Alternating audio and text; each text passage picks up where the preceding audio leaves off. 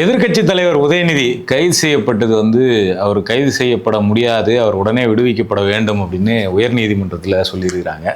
So காலையிலிருந்து நடந்த அலப்பறைகளுக்கு ஒரு முற்றுப்புள்ளியை உயர்நீதிமன்றம் வச்சிருக்கு.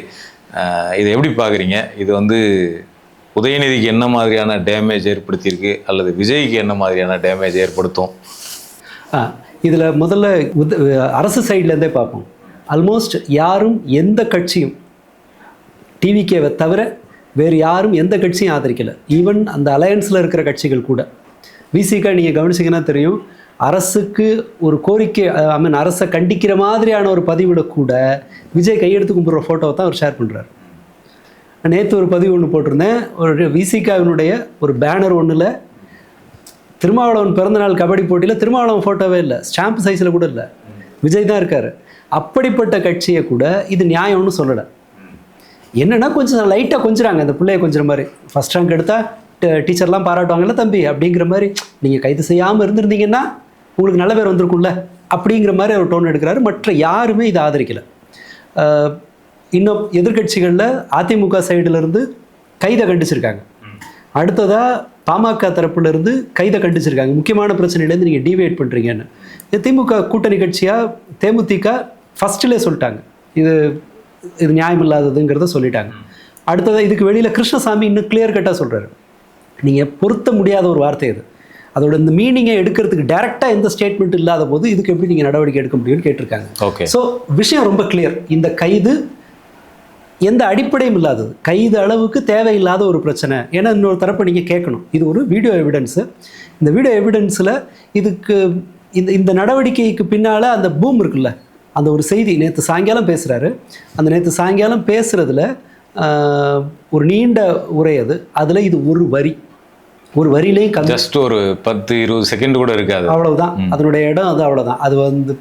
அது வெட்டி ஒட்டப்பட்டதா அல்லது வேற ஏதாவது பண்ணியிருக்காங்களாங்கிறதுக்கான அவகாசமே இல்லாமல் இந்த செய்தி ஒரு வெள்ளம் மாதிரி எல்லா சைட்லேயும் அட் அ டைமில் அடிக்குது.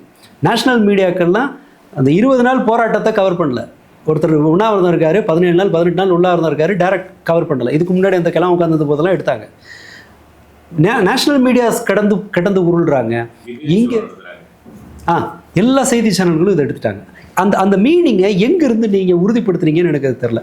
இது அடிப்படையில் இந்த கைது நியாயமற்றது அப்படிங்கிறது தான் எனக்கு கோர்ட்டு சொல்லியிருக்கு. 12 வரைக்கும் கைது செய்ய வேணாங்கும் போது அவர் சென்னையில் இந்த வழக்கு ஒருவர் அவ்வளோ தூரம் வந்து கைது செய்து கூட்டிகிட்டு போகிறதுக்கான முகாந்திரம் உள்ளதா அப்படிங்கிற ஒரு கேள்வி. இது இவங்க அவசரப்படுறதில்ல, இது ஒரு பழிவாங்கிற இன்டென்ஷன், அதற்கு மேலே சில நோக்கங்கள் இருக்குன்னு சொல்லி அதை வேறு சிலர் சொல்கிறாங்க. எம்எம் அப்துல்லா அவருடைய ட்வீட்டில் ஒரு பெர்ஸ்பெக்டிவ் வைக்கிறார்.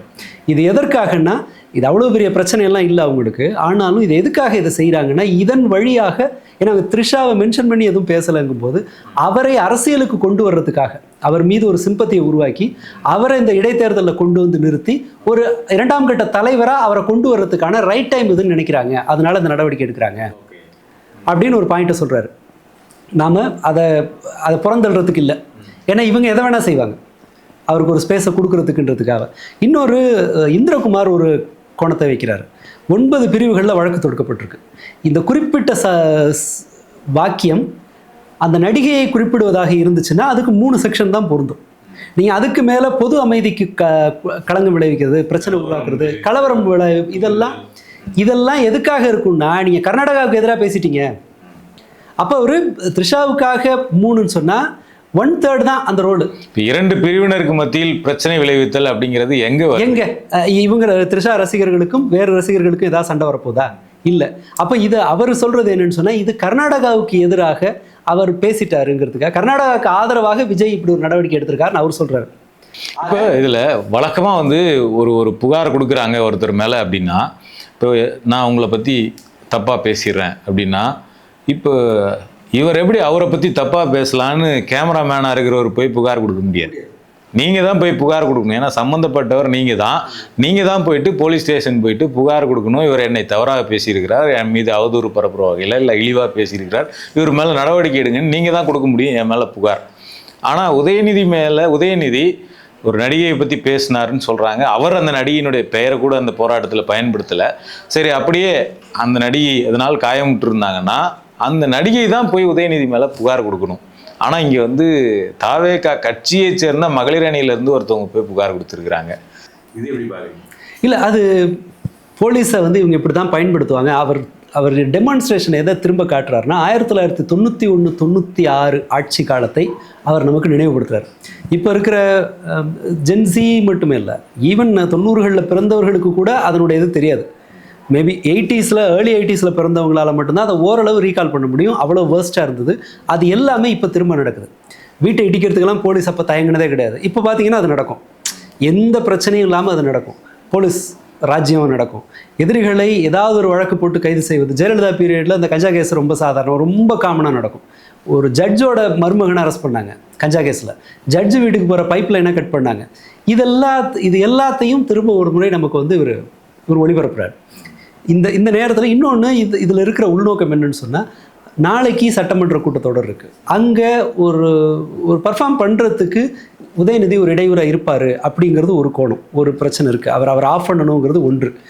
ரெண்டாவது விஷயம், இப்போதைக்கு முன்பு இருந்ததை விட உதயநிதி கையில் அவர் பேசுகிறதுக்கு ஒரு எதிர்க்கட்சி தலைவராக அவர் பல பிரச்சனைகளை எடுக்கிறதுக்கான சான்ஸ் வந்து அவர்கிட்ட நிறைய இருக்குது. காரணங்கள், பல்வேறு காரணங்கள் இருக்குது. 3 மாதமாச்சு காவேரி தண்ணி வரல. அது நாகப்பட்டினம் போகிறதுக்கு வழியே கிடையாது. இந்த போகத்துக்கு நாகப்பட்டினத்துக்கு தண்ணி போக வழியே கிடையாது. Issue number 1. எலக்ட்ரிசிட்டி, அவர் அமைச்சரினுடைய கருத்துப்படியே 9 லட்சத்துக்கு மேற்பட்ட இணைப்புகளுக்கு கூடுதல் கட்டணம் வந்திருக்கு. அதில் எது அநியாயமான கூடுதல் கட்டணங்கிறது நமக்கு தெரியாது. எலக்ட்ரிசிட்டி ஒரு பிரச்சனை, இன்வெஸ்ட்மெண்ட்டு ஒரு பிரச்சனை. 75% வீழ்ச்சி அடைஞ்சிருக்கு இவருடைய அந்த ஆட்சி காலத்தில்.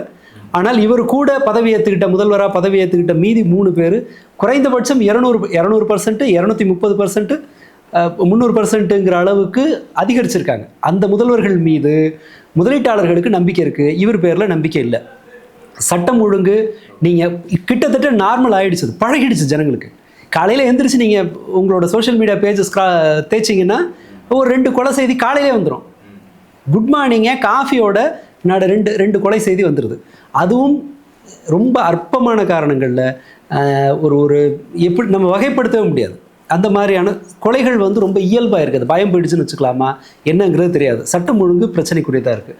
இவங்க கிளைம் பண்ண பெண்கள் பாதுகாப்பு மோசம். ஸ்கூலில் அந்த மாதிரியான இடங்களில் என்ன மாதிரி இவங்க பண்ண போகிறாங்கன்னு தெரியல. அமைச்சர்களோட பெர்ஃபார்மன்ஸ்னு பார்த்தீங்கன்னா, ஒரு அமைச்சர் காவேரிங்கிற வார்த்தையை கூட சொல்லலை. நீங்கள் எப்போயாவது கேட்டிங்களா? புஷி ஆனந்த் காவேரின்னு வார்த்தையை பயன்படுத்தி நீங்கள் எப்போ கேட்டீங்க? காவேரின்னு சொன்னால் அவர் வந்து அம்மா நல்லா இருக்கியாம்மா ஏதோ பேசுறாரு, போயிடுவாரு. சிரிச்சுட்டே போறாரு. எத்தனை கேள்வி கேட்டாலும் இப்போ ஆண் பத்திரிகையாளர் வந்தா அண்ணா நல்லா இருக்கியாண்ணா அப்படின்னு சொல்லிட்டு கை கொடுத்துட்டு போயிடுவாரு. இதானே நடக்குது. வேற அமைச்சர்களை பத்தி உங்களுக்கு என்ன நல்ல விதமா செய்தி வருது? ஒருத்தர் வந்து நீ ஏன் மூஞ்சா பார்த்தா ஓட்டு போட்டேன்னு மயிலாப்பூர் அமைச்சர் கேட்குறாரு. மயிலாப்பூர் எம்எல்ஏ அமைச்சர் வெங்கட்ராமன் வந்து யார் பேர் என்ன? வெங்கட்ராமன், சாரி, வெங்கட்ராமன் வந்து அந்த மீனவர் பிரச்சனை இருக்குல்லே, அங்கே இதில் இருக்குது லூப் சாலையில் நடக்கிற சிக்கல், பிரச்சனை அது. அவர் வந்து நீ ஏன் மூஞ்ச பார்த்தா ஓட்டு போட்டேன்னு அமைச்சர் கேட்குறானுங்கன்னு மக்கள் கம்ப்ளைண்ட் பண்ணுறாங்க. ஒரு அமைச்சர் அவரோட ஆடியோ வந்து அன்றாயிரம் கேட்டு அடிப்பேன்னு சொல்லி அது ஒரு ஆடியோ வருது. அவருக்கு எதிராக இன்னொரு ஆடியோ வருது, உன்னை பற்றின வீடியோக்கள் வருதுன்னு சொல்லி. நல்ல விதமான செய்தியை இவர்களால் உருவாக்கவே முடியல. அப்போ ஆப்வியஸாக இந்த அரசாங்கத்துக்கு அவங்க சினிமாவினுடைய பாப்புலாரிட்டியை நம்பி மட்டும் ஒரு கட்சி கட்டமைக்கப்பட்டதுன்னா இதுதான். எம்ஜிஆரை கூட 100% சினிமான்னு சொல்ல முடியாது. ஓகே, ஒரு சைஸபிள் அமௌண்ட் வந்து சினிமாவோட இது இருந்தாலும் அவங்க ஸ்ட்ரக்சரலாக ஒரு கட்சியாக வச்சுருந்தாங்க, அது வேறு மாதிரி இருந்தது. இவர் வெறும் சினிமா பாப்புலாரிட்டியை மட்டும் நம்பும்போது அவங்க என்ன இப்போ ஸ்டாண்ட் எடுக்கிறாங்கன்னா, ஒரு ஆக்ஷன் சீக்வன்ஸை திரும்ப திரும்ப திரும்ப திரும்ப காட்டுறதன் மூலமாக நாம் முக்கியமான பிரச்சனைகளிலிருந்து கவனத்தை திசை திருப்பலாம் அப்படின்னு நினைக்கிறாங்க. அடுத்ததாக கர்நாடகா வந்து ஒரு மெயின் இஷ்யூவாக வரக்கூடாதுன்னு அவங்க நினைக்கிறாங்க. எனக்கு அப்படி தான் தோணுது. ஏன்னா கர்நாடகாவோடு எனக்கு தெரிஞ்ச ஒரு தமிழ்நாடு முதல்வர் இவ்வளவு இணக்கமாக போகிறத நான் இப்போ தான் பார்க்குறேன்.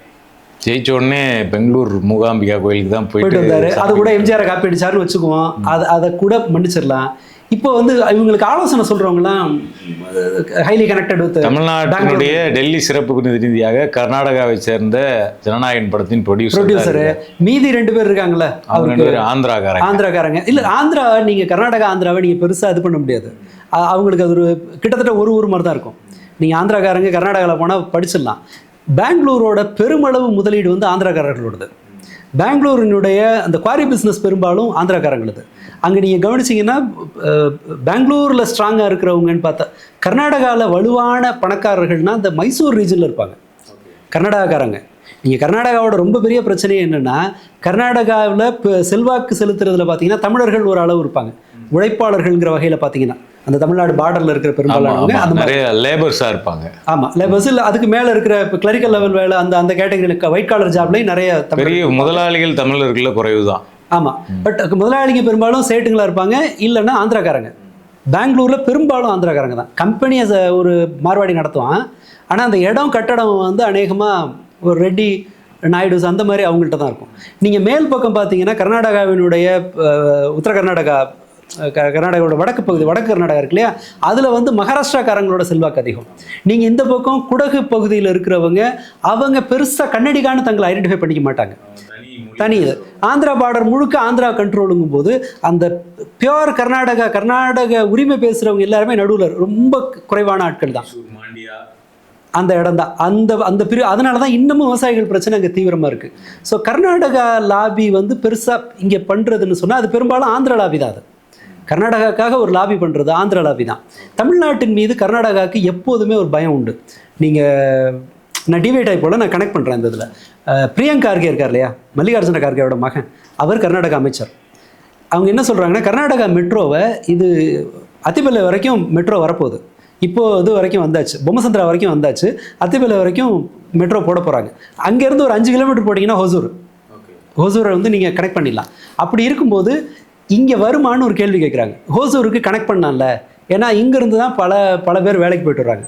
நான் ஏன் தலையில் நானே மண்ணவாரி போட்டுக்க மாட்டேன், இது எங்களோட ரைவல், அது நாங்கள் அவங்களுக்கு ஒரு வாய்ப்பை கொடுக்குற மாதிரி ஆகிடும், இங்கேருந்து வெல்த் அங்கே போய்டுன்ற மாதிரி ஒரு ஆன்சர் சொன்னார். தமிழ்நாட்டுக்கு இது கிடையாதுன்னு சொல்லி. அப்படி இருக்கும்போது இந்த அவர் முதல்வர் கூட இருக்கிறவங்களுக்கு ஒரு விருப்பம் இருந்திருக்கும், கர்நாடகா ஒரு இஷ்யூவாக ஆகிடக்கூடாது, தமிழ்நாட்டினுடைய பேசு பொருளாக இந்த காவேரி பிரச்சனை மாறிடக்கூடாது, கர்நாடகாவுக்கு எந்த இடையூறும் இல்லாமல் ஒரு பிரச்சனை இல்லாமல் இதை முடிச்சிருவோம், நமக்கும் கெட்ட பேர் வராமல் கர்நாடகாவுக்கு ஒரு இடைஞ்சல் வராத அளவுக்கு நாம் அதை கொஞ்சம் கவனத்தை திசை திருப்பலாம். ஸோ ஒரு ஆக்ஷன் சீனை இறக்கிடு. செந்தில் பாலாஜிக்கு ட்ரை பண்ணாங்க. அவரை கைது செய்வதன் மூலமாக இந்த சட்டமன்ற கூட்டத்தொடரில் பட்ஜெட் தாக்கல் செய்யப்படும் போது இந்த பாருங்கள் நாங்கள் ஊழல் பண்ணவங்களெல்லாம் அரெஸ்ட் பண்ணி ஆக்ஷன் எடுத்துகிட்ருக்கோம் அப்படின்னு சொல்லி அப்படி ஒரு ஆக்ஷன் சீக்வன்ஸை அவங்க முயற்சி பண்ணாங்க. அது பெருசாக எடுபடலை. இப்போ அதை கொண்டு இதெல்லாம் சொல்கிறீங்கள, ஒரு பக்கம் எதிர்கட்சிகளாக இருக்கிறவங்க கூட இந்த கைதை கண்டிச்சிருக்கிறாங்க. ஆனால் அதே சமயம் அவங்க எல்லாருமே இன்னொரு டோனும் எடுக்கிறாங்க.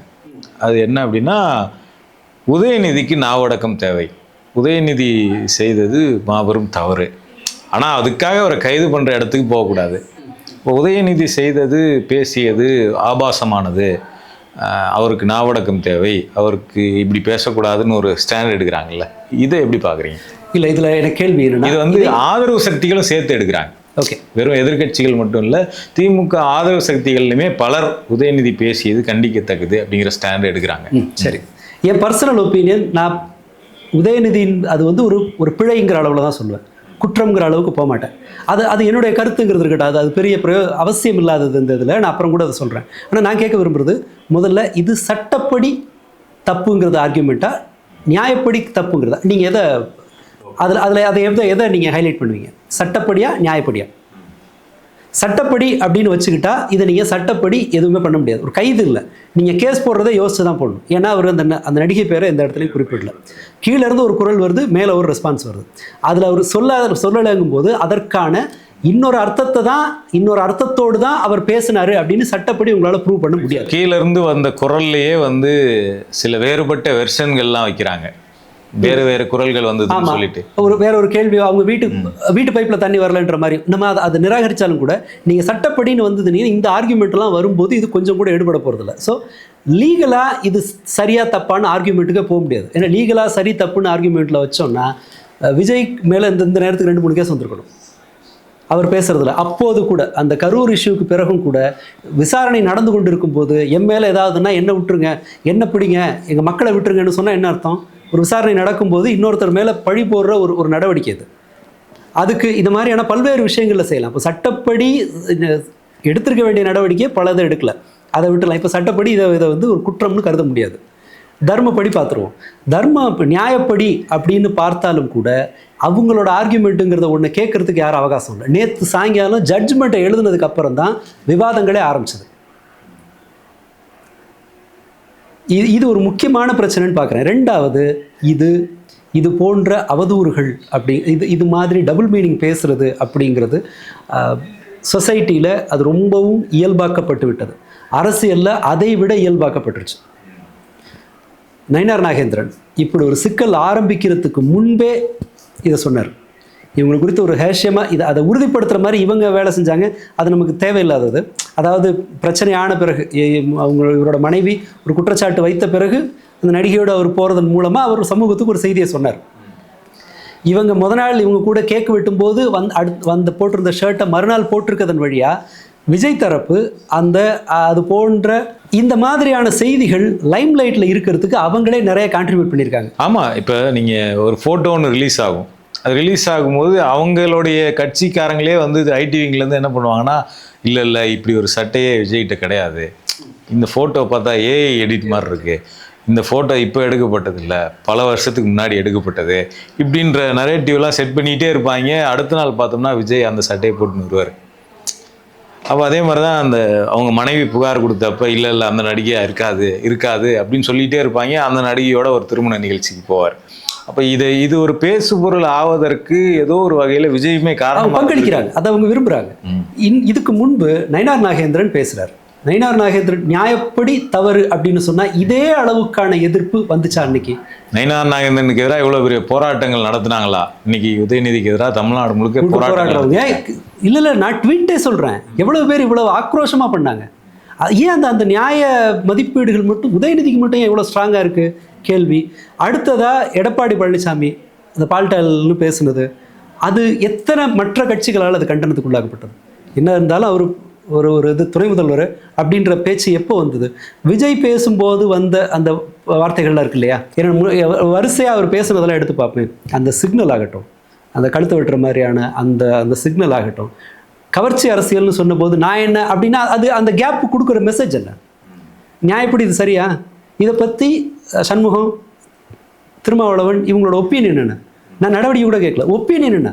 ஏதாவது சொன்னீங்களா? ஒரு நாகரிக அரசு இப்போத்தோட சொல்கிறாரு திருமாவளவன், உங்களோட உயரத்துக்கு இது அழகில்லைன்றார்ல, ஏதாவது சொன்னாங்களா? அப்போ நீங்கள் நியாயப்படி பேசுகிறதா இருந்தால் இதுக்கு முன்னாடியே ஒரு 150 எஃப்ஐஆர் போட்டிருக்கணும். நம்ம அதை விட முக்கியம், நம்ம எவ்வளவு பயஸ்டாக இருக்கோம் அப்படிங்கிறதுக்கு இன்னொரு முக்கியமான உதாரணம் என்னென்னா, இதற்கு முன்பு இது போன்ற பெரும் அவதூறு, இதை விட பன்மடங்கு மோசமான அவதூறுகளை எதிர்கொண்டது திமுகவில். கனிமொழி ராசா குறித்து ஜெயலலிதா வரைக்கும் பேசினாங்க. மேடம் இவங்க சொல்றாங்க இல்லையா, ஜெயலலிதா மேடம் ரொம்ப கவனமாக 2017 அப்புறம் தான் கரப்ஷன் வந்துச்சுன்னு விஜய் இங்கே தரப்பெல்லாம் பேசுகிறாங்க இல்லையா. ஜெயலலிதா பேசின வாக்கியங்கள் உண்டு. கலைஞர் கருணாநிதிக்கு அந்த 2 மனைவிகள் இருக்காங்கங்கிறத சுட்டி காட்டி ஜெயலலிதா பேசுனது எனக்கு நினைவு இருக்குது. நான் 20 வயசு 21 வயசில் இருக்கும்போது உதயநிதி குறித்து அல்லது கலைஞர் குறித்து அவங்க குஷ்புவோட அருவருப்பாக சம்பந்தப்படுத்தி பத்திரிகைகள் எழுதினது உண்டு. உதயநிதி குறித்து நடிகையோடு தொடர்புபடுத்தி எழுதியவர்கள் உண்டு. இன்பநிதி வரைக்கும் எழுதியிருக்காங்க. அவரோட ஃபேக் ஃபோட்டோ போட்டு இது பண்ணுறதெல்லாம் ஆக்சுவலாக அவர் பேர் இன்பநிதி இல்லை. அவங்க பல சமயம் திருத்துறாங்க. இவங்க அது கருணாநிதி உதயநிதிங்கிறதோட சேர்க்கறதுக்காக இவங்க அதை பயன்படுத்துகிறாங்க. அவர் பேர் இன்பன் தான், உதயநிதி இல்லை. இன்பன் உதயநிதி அது பேர். அதுவும் கூட இவங்க ஏன் அந்த மாதிரி போடுறாங்கன்னு எனக்கு தெரியல. அது ஏதோ ஒரு இன்டென்ஷனோடு அதை செய்கிற மாதிரி தெரியுது. காக்ரோச் பார்ட்டின்னு எழுதுவாங்க, பார்த்துருக்கீங்களா? காக்ரோச் ஜனதா பார்ட்டின்னு ஏன் சொல்லலை? இதை மாதிரியான ஒரு அரசியல் ஏதோ இருக்குன்னு நினைக்கிறேன். ஓகே, அதை விட்டுருவோம். இத்தகைய அவதூறுகள் நிகழ்ந்த போது ஒரு பொதுவான இத்தனை தூரம் ஒரு வெள்ளம் போன்ற அறச்சீற்றம் நான் தமிழ்நாட்டில் பார்த்ததே கிடையாது. இன்னைக்கு ஒரு வாக்கியத்தை விட அது குறைவு. நான் இல்லை, அதனுடைய மோசமான அர்த்தத்தோடையே நான் அதை எடுத்துக்கிறேன். மோசமான அர்த்தத்தோடு அதை எடுத்துக்கொண்டாலும் கூட ஒரு கண்டனத்திற்கு மேலே அதில் நம்ம பேசுகிறதுக்கு ஒன்றும் இல்லை. ஏன்னா நாம் ஸ்ட்ரக்சுரலாக டபுள் மீனிங்கை இந்த இடத்துல எல்லாருக்கும் கொண்டு போய் சேர்த்துருக்கோம். பல்வேறு டிவி நிகழ்ச்சிகள், சோஷியல் மீடியா, எல்லா கட்சிகள்லையும் இது பரவலாக எல்லாரும் பயன்படுத்தப்படும் போது இதற்கு அது ஒரு இயல்பான ஒன்று ஆகும்போது ஒரு கேஷுவல் இன்ட்ராக்ஷனில் இது போன்ற ஒரு வாக்கியம் வர்றதுங்கிறது யாருக்கும் நடக்கலாம். அதன் பிறகு அதை எப்படி எடுத்துக்கிறாங்க? இன்னொன்று, இதை மதிப்பிடுவதில் நாம் இன்னொன்று பார்க்க வேண்டியது என்னென்னா, உதயநிதிங்கிற ஒரு அரசியல்வாதியினுடைய அரசியல் செயல்பாடுகள் எத்தகையது, அவர் பொலிட்டிக்கலாக அவரோட கான்ட்ரிபியூஷன் என்ன, இது எல்லாத்தையும் ஒரு பக்கம் வச்சுட்டு அவர் தவறுதலாக செஞ்ச விஷயங்கள் என்னென்ன சோஷியலாக அதில் அப்படின்னு ஒரு ஒரு ஒரு மதிப்பீட்டுக்கு போகணுன்னு வச்சுக்கோங்களேன்.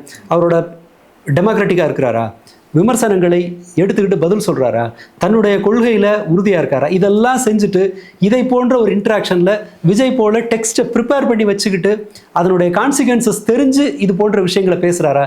அந்த டேஷ் எழுதி வைக்காமல் பேசியிருப்பாருன்னு நினைக்கிறீங்களா? அது எல்லாமே ஒரு வெல் ப்ரிப்பேர்ட் எழுதி வச்ச டயலாக் தான் அது. அப்போ அது அதனுடைய ரியாக்ஷன் என்னன்னு தெரிஞ்சு பேசுறது. பட் இந்த இடத்துல நடந்தது ஒரு திருமாவளவன் அதை குறிப்பிடுறாரு.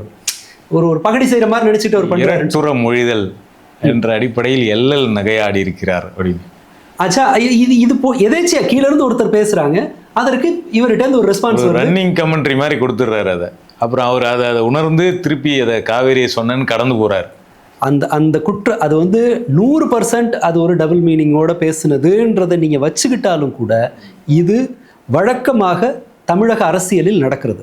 அண்ட் எதிர்க்கட்சி தலைவர் இப்படி ஸ்டாண்டர்ட் இல்லாமல் பேசலாமான்னா இந்த ஸ்டாண்டர்ட் தேவையில்லைங்கிறத உலகத்துக்கு நிரூபித்த கட்சி ஆட்சியில் இருக்கு.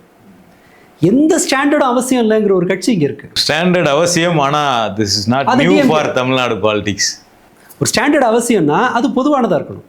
நீங்கள் வெறுமனே உதயநிதிக்கும் திமுகவுக்கும் பாடம் எடுத்து மட்டும் தமிழக அரசியலை நான் க்ளீன் பண்ணுறேன்றது அருவருப்பானது இல்லை. சண்முகமாக இவங்களாம் இந்த பிரச்சனை இருக்குல்ல, ஒரு எம்எல்ஏ மேலே அது உண்மையா பொய்யா விசாரணை நடக்கட்டும். ஏன் ஆரம்பகட்ட சட்டப்பூர்வ நடவடிக்கைகள் எடுக்கப்படலை? 2 முக்கியமான குற்றச்சாட்டு என்ன, பாலியல் ரீதியாக மயக்க மருந்து கொடுத்து பயன்படுத்தினாங்கன்றது. அந்த விசாரணையில் இவர் பேர் எம்எல்ஏ பேர் சேர்க்கப்படலை. ஒரு அமைச்சரோட ஆடியோ வெளியில் வருது, அடிப்பேன் போலீஸை வச்சு இது இல்லாமல் ட்ராயர் இல்லாமல் அடிப்பேன்றதை சொல்கிறாங்க. அது உண்மையா பொய்யா கேள்வியே இல்லை. இதெல்லாம் தான் சீரியஸான பிரச்சனை. பெண்கள் பாதுகாப்பில் டபுள் மீனிங் விஜய் டிவியோட நிகழ்ச்சியில் கூட வருது. நீங்கள் எதில் வேணால் பாருங்கள், குக் வித் கோமாளி ஆகட்டும் அல்லது இன்னொரு காமெடி ஷோ ஆகட்டும், ரொம்ப இருக்கிற பொம்பளைங்கள்லாம் இருக்கிறாங்க, நம்ம ஷோவை குழந்தைங்கள்லாம் பார்க்குறாங்க, சாதாரணமாக பயன்படுத்த ரொம்ப சர்வசாதாரணமாக அது ரொம்ப நார்மல்னு ஆக்கி விட்டதில் எல்லாரும் சேர்ந்து செஞ்ச ஒரு தப்புக்கு ஏதோ ஒருத்தரை நான் அதை பிரச்சனை நான் இது தீர்க்கிறேங்கிற ஆங்கிளில் பேசுகிறேன். இந்த ஒரு பஞ்சாயத்தை செட்டில் பண்ணுறதன் மூலமாக நீங்கள் சொசைட்டியை ஒன்றுமே பண்ண போகிறதில்ல. ஏன்னா அது எல்லா இடத்துலையும் இருக்குது. அவ்வளவு நேர்மை அறச்சீற்றத்தோடு இருக்கவங்களா நாம யோசிச்சு பாருங்க. இவரோட இதில் எத்தனை விஜய் குறித்து வந்தது, எங்கள் அன்னைக்கு நான் தான் போட்டின்னு ஒரு பொண்ணு சொன்னிச்சு, சிரிச்சோமா இல்லை ஐயோயோ அப்படின்னு பதறணுமா? ஜென்ரலாக சொல்கிறேன், சமூகம் அது எப்படி அண்ணின்னு சொல்லிட்டு எங்கள் அன்னைக்கு நான் தான் போட்டின்னு ஒரு பொண்ணு சொல்லுது, ஷாக்காக வேணா நம்ம? இதையே கூட 100 வச்சுப்பான் ஒருத்தர், அது நார்மலைஸ் பண்ணாங்க. என் புருஷனுக்கே 2 இருக்கு. அதெல்லாம் இது எல்லாமே நார்மலைஸ் பண்ணும்போது ஒரு சகலமும் நார்மலைஸ் ஆன ஒரு சொசைட்டியில் உதயநிதி மட்டும் எல்லா இதோடையும் ஸ்டாண்டர்ட் எல்லா மதிப்பீடுகளோடையும் இருக்கணுங்கிறது இருக்குல்ல, அந்த விருப்பம் இருக்கலாம்.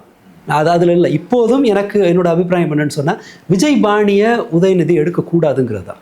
அவருக்கு சனாதனத்தை குறித்து அவர் அந்த ஸ்ட்ராங்காக இருந்ததிலே ஆகட்டும், அண்டு மற்ற எல்லாரையும் விட இந்த கூட்டணி கட்சிகளை அவங்கள ரெஸ்பெக்ட் பண்ணுறதாகட்டும். நீங்கள் திருமாவளவன் கூட எல்லாம் அவர் பேசுனதெல்லாம் பார்த்தீங்கன்னா தெரியும். அவருக்கு அந்த தயக்கம், நான் ஒரு துணை முதல்வர் இந்த இதெல்லாம் இருக்காது. இப்போ விஜய் பக்கத்தில் உட்காந்து கையை தூக்கி ஃபோட்டோ எடுக்க முடியுதா? நீங்கள் அந்த இதை உதயநிதிட்டு செய்ய முடியாது. தாமதமானாலும் உங்களால் அவர்கிட்ட ரீச் பண்ண முடியும். ஒரு விஷயம் குறித்து உங்கள்கிட்ட அவரால் கேள்வி கேட்க முடியும். ஜனநாயக ரீதியானதாகட்டும், சாதாரண மக்களோட உரையாடுறது அந்த இயல்பாகட்டும், கூட உட்காந்து பேச முடியும். ஒரு கவலையை உங்களால் கொண்டு போய் சேர்க்க முடியும். முதல்வரை சந்திக்கணும்னாலே உங்களுக்கு அப்பாயின்மெண்ட் போட்டு பல நாள் காத்திருக்கணும். நீங்கள் அப்படி பார்த்த மாதிரி ஏதாவது ஒன்று சொல்லுங்கள். ஒரு அரசியல் ரீதியான உரையாடல் நடந்தது. சண்முகத்தை பார்க்கும்போது வந்த செய்தி என்ன தெரியுமா? சண்முகத்தோடு தொழிலாளர் பிரச்சனை பற்றி பேசினார்னால வரல, சண்முகத்தை பார்த்த உடனே எழுந்த முதல்வர் அப்படின்னு தான் சொன்னாங்க. இதெல்லாம் ஸ்டாண்டர்டை இங்கே பண்ணுறதை விட்டுட்டு ஒரு சாதாரண ஒரு இரட்டை அர்த்தம் தருகிற ஒரு வாக்கியத்திற்கு நாம் ரியாக்ட் பண்ணணும் அப்படின்னு சொன்னால் அதுக்கு முன்னாடி மற்றதெல்லாம் இருக்கணும். நீங்கள் ஜன்னலை அழகுபடுத்தணும்னு நினைக்கிறீங்கன்னா அதுக்கு முன்னாடி ஃபவுண்டேஷனை சரி பண்ணணும். எல்லாமே மோசமாக இருக்கும்போது ஒரு இடத்துல திருத்த முயற்சி பண்ணுறேங்கிறது, அதுவும் என்னமோ காணாததை கண்ட மாதிரியும் கேட்காததை கேட்ட மாதிரியும் தாவி குதிப்பதன் வாயிலாக ஒரு பரவலாக இருக்கிற ஒரு பிரச்சனை குறித்து ஒரு சின்ன இதில் எல்லார் சைட்லேயும் இருக்கிற ஒரு பிரச்சனைக்காக ஒரே ஒருத்தரை பனிஷ் பண்ணிவிட்டு நீங்கள் அதன் பின்னால் நாம் என்ன செய்கிறோன்னு சொன்னால் பல நூறு கரண்ட் இஷ்யூஸை நாம் தொலைக்கிறோம். இன்றைக்கி விவசாயிகளோட பிரச்சனை ஒட்டு மொத்தமாக புறந்தள்ளப்பட்டாச்சு. அவ்வளோ பேர் இதை பற்றி பேச வேண்டியிருக்கு. இப்போ நாம் ஏன் பேச வேண்டியிருக்குன்னா இந்த கண்ணோட்டத்தை வைக்கணும். இது தப்பு தானே அப்படின்னு தான் பேச்சே ஆரம்பிக்கிறாங்க. பிரச்சனை அது கிடையாது. இது தப்புன்னு நீங்கள் அதை எடுத்துக்கிட்டாலும் கூட அதனுடைய ப்ரையாரிட்டி 10வது இடத்துல இருக்கணும். இன்னைக்கு பேசியிருக்க வேண்டியது நேற்று எதிர்க்கட்சி பிரதான எதிர்க்கட்சி ஒரு போராட்டத்தை நடத்துது. அதில் பல கம்ப்ளைண்ட்டை வச்சிருக்கிறாங்க அரசியல். அதுக்கு என்ன பதில் சொல்ல போறீங்க? அதுக்கு என்ன பதில்? இந்த பதில் எல்லாம் சொல்லிட்டு அவங்க நடவடிக்கை கூட்டத்தில் அவர் பேசுனது தவறு அப்படிங்கிறத ஓரமாக வச்சுக்கலாம், அவ்வளவுதான். அதை செட்டில் பண்ணிட்டீங்கன்னா இதை பற்றி பேசுறதுல தயக்கம் இல்லை. அண்ட் இது கைதுங்கிறது வந்து அப்பட்டமா எனக்கு தெரியறது என்னன்னு சொன்னால், அவர் தனக்கு எதிரில் ஒரு ஆள் உட்காரக்கூடாது, அவர் உட்கார்ந்தா என்னால் பர்ஃபார்ம் பண்ண முடியாது, கூட்டத்தொடரை வந்து சமாளிப்பதற்காக இந்த கைது நடக்கிறது அப்படிங்கிறது அவ்வளவுதான். ஒன் லைன்ல சொல்லணும்னா, அவர் இந்த இந்த இந்த சூழ்நிலையில் எதிர்க்கட்சி தலைவர் தான் முன்னால உட்கார்ந்து கேள்வி கேட்பதை அவர் விரும்பல. ஃபீல்டை கிளியர் பண்ண முயற்சி பண்ணியிருக்காரு. பட் கோர்ட் வந்து அனுமதிக்கவே முடியாது. நீங்கள் சீரியஸ்லி சொல்லணும்னு சொன்னால் இது மாதிரியான வழக்குகளில் வந்து காலையிலேயே அந்த கைது சம்பந்தமான நியூஸ் வரும்போதே எதிர்பார்த்தது தான், இந்த வழக்கில் அவரை கைது செய்ய முடியாது, நீதிமன்றம் நிச்சயமாக இதை அனுமதிக்காது அப்படிங்கிறது. எதுக்காக செஞ்சுருக்காங்கன்னு வழக்கமாக டிவிகேக்கு ரொம்ப ஸ்ட்ராங்காக சப்போர்ட் பண்ணுற அந்த க்ளோஸ் ப்ராக்சிமிட்டியில் இருக்கிறவர்னு நினைக்கிறேன். அவர் ஒரு பதிவு போட்டிருக்காரு, கைதினுடைய இன்டென்ஷன் மினிமம் இன்டென்ஷன் இதுவாக தான் இருக்கும். அதாவது ஒரு ஏசி இல்லாமல் ஒன்று அலைய விட்டோம்ல, உன் பேரில் ஒரு கேஸ் வந்துருச்சு இல்லை, இது போதும் எங்களுக்கு அப்படின்னு சொல்லி டிவிகே குரூப்லேருந்து ஒரு போஸ்ட் ஒன்று பார்த்தேன். ஒரு பிரபல டிவிகே இன்ஃப்ளூயன்சர் ஒருத்தர் போட்டிருக்காரு. இன்டென்ஷன் அதுதான் நினைக்கிறேன். அவருக்கு ஒரு அது டெமோ காட்டியிருக்காங்க, நாங்கள் இன்னொரு ஜெயலலிதான்னு சொல்லி. ப்ராப்ளம் என்னென்னா, இன்னொரு ஜெயலலிதாவை தாங்குகிற நிலைமையிலெல்லாம் தமிழ்நாடு கிடையாது. அந்த அன்னைக்கு அவங்களுக்கு கிடைச்ச ராயல் வெல்கம் எல்லாம் அவங்களுக்கு பெருசாக கிடைக்காது. அவங்களுக்கே கூட 96 எப்படி ரிசல்ட் வந்ததுன்னு நமக்கு தெரியும். பட் இது வந்து அதை விட வேர்ஸ்ட் சுச்சுவேஷன்.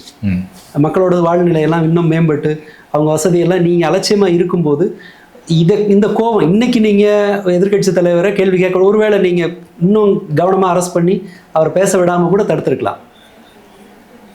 ஆனால் இந்த எதிர்ப்பை, உங்களோட அலட்சியம் பொறுப்பின்மை எல்லாம் எதிர்ப்பை ரொம்ப நாளைக்கெல்லாம் தள்ளி போடாது. இந்த பிஆர் எக்ஸசைஸை வச்சுட்டு நீங்கள் பெரும்பான்மை மக்கள் மண்டையை கழுவ முடியாது. அதுக்கு ரொம்ப தெளிவான எக்ஸாம்பிள் டெல்லி போராட்டம். பாஜக எல்லா ஊடகங்களையும் கைப்பற்றி எதிர்ப்பே இல்லாத மாதிரி ஒரு அரசை நடத்துகிற இந்த காலத்தில் தான் பாஜகவுக்கு எதிரான ஒரு பெருங்கூட்டம் வந்திருக்கு. ஜன்சுராஜ் வந்து ஜெயிக்குது. இது இவங்களுக்கு ரொம்ப நாள் இந்த சலுகை கிடைக்காதுன்னு நான் நம்புகிறேன். பார்க்கலாம். இன்னைக்கு பெண்களை பற்றி ஆபாசமாக பேசியதை எதிர்த்து ஸ்ரீவைகுண்டம் எம்எல்ஏ சரவணன் எந்த பகுதியில் போராட்டம் நடத்தினாருன்னு தேடி கண்டுபிடிச்சோம்னா தமிழ்நாட்டில் பெண்களின் பாதுகாப்பை நம்ம உறுதிப்படுத்திடலாம். பார்ப்போம்.